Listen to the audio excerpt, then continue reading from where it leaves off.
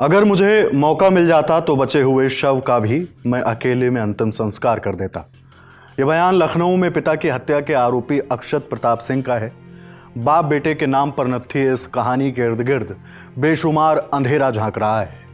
जब पुलिस बताती है कि अक्षत ने कबूला है कि उसने पिता की हत्या करने के बाद शव के टुकड़े किए, या जब यह सामने आता है कि उन टुकड़ों को नीले ड्रम में भरा गया, सिर को धड़ से अलग कर कार में रखा, 21 किलोमीटर दूर जाकर सुनसान इलाके में फेंक दिया, वह वापस घर लौटा तो कार को साफ किया गया। 20 फरवरी को हुई इस वारदात के बाद हर कोई सन्न है। घटना के 3 दिन बाद 23 फरवरी को अक्षत थाने पहुंचा और उसने अपने पिता की गुमशुदगी की एफआईआर दर्ज कराई। गुमशुदगी दर्ज होने के बाद पुलिस ने मानवेंद्र सिंह की तलाश शुरू की। जांच के दौरान उनकी आखिरी मोबाइल लोकेशन काकोरी इलाके में मिली, लेकिन वहां मोबाइल नहीं मिला। इसी बीच पुलिस को बेटे अक्षत पर शक हुआ। पुलिस ने अक्षत से पूछताछ की तो वो लगातार अपने बयान बदलता गया। शुरुआती बयान में उसने कहा कि पिता ने खुद अपनी जान दे दी। पुलिस का शक गहराने के बाद अक्षत से सख्ती से पूछताछ की गई, जिसके बाद उसने हत्या की बात कबूल कर ली।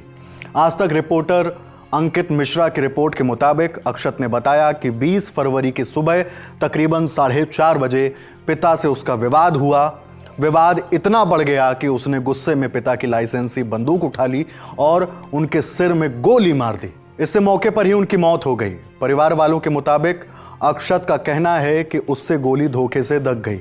इसके बाद उसने अपने बचाव के लिए पिता के शव के टुकड़े कर दिए, क्योंकि पूरे शरीर को एक साथ ले जाना उसके लिए संभव नहीं था। परिवार वालों ने यह भी बताया कि अक्षत बचे हुए शव को ठिकाने लगाने के लिए गाड़ी को पोर्च में ले आया था, लेकिन तभी दरवाजे पर किसी के आ जाने से वह ऐसा नहीं कर पाया। आरोपी ने यह भी कहा कि अगर उसे मौका मिल जाता तो वो बचे हुए शव का अकेले में अंतिम संस्कार कर देता।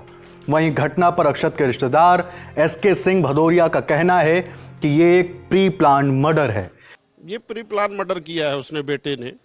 क्या उसको ईगो हर्ट था, क्या प्रॉब्लम थी, मुझे नहीं पता, लेकिन प्री प्लान मर्डर है। वो शादी से लौटे हैं 1-1:30 बजे, जो मुझे बताया गया, क्योंकि मैं झांसी में रहता हूँ, तो बताया गया कि 1-1:30 बजे वो लौटे हैं।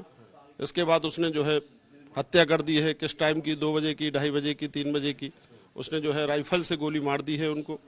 इसके बाद सबके कई टुकड़े कर करके इधर उधर फेंका है और धड़ को सबसे नीचे वाले फ्लोर में ले जा करके एक नीले ड्रम में डाल के उसने रखा था।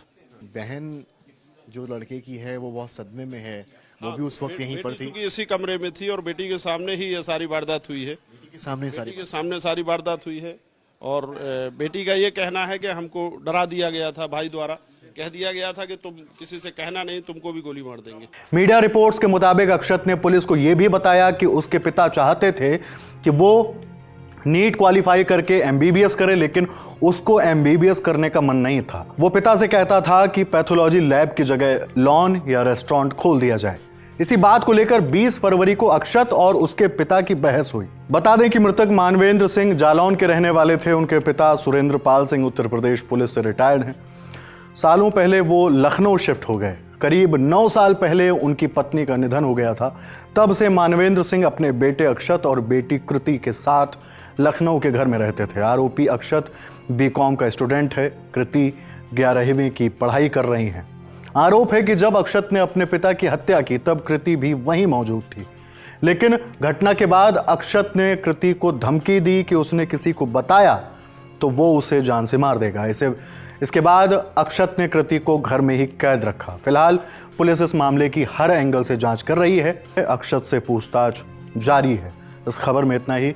खबर लिखी है मेरी साथी रक्षा ने। मेरा नाम हिमांशु है। देखते रहिए दिल ललन टॉप।